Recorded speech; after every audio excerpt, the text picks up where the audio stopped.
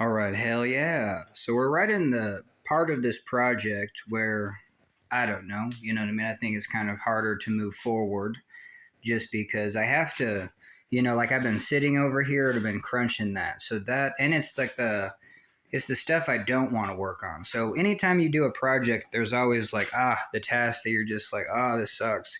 But it is strengthening. And I'm glad I'm even making this video because I was like, I could just throw in little pieces up here. And if I did this again, I could even throw in strips of wood. You can always use wood, you know what I mean?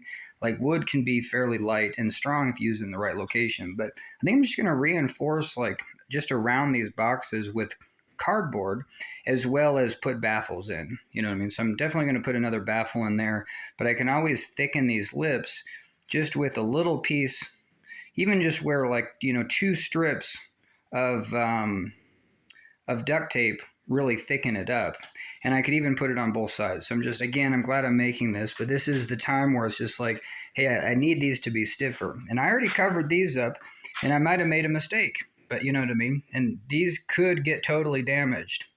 It's at a location where this is so extreme to sit in this corner that I think I'm just going to go forward.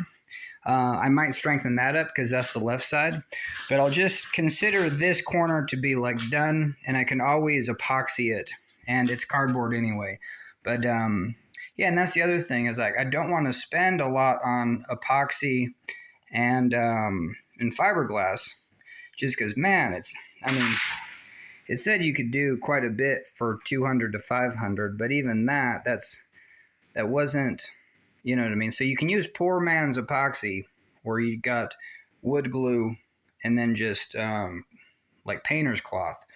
And so we have plenty of that to work with. And hell yeah. But there might become a point where it's just like, well, maybe I do want to get the bottom, epoxied, or I have no idea. You know what I mean?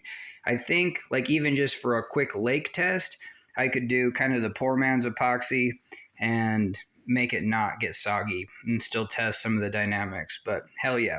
All right. Sorry to make this too long, but we're going to see what we do today. All right. So we got that piece in there and you just see how it just fits so nice. And we even use, these are bike boxes. So that was a pretty cool little feature. It stiffens it up. And so here's the template. You know what I mean? We just throw in a chunk of cardboard. We tape it to one side.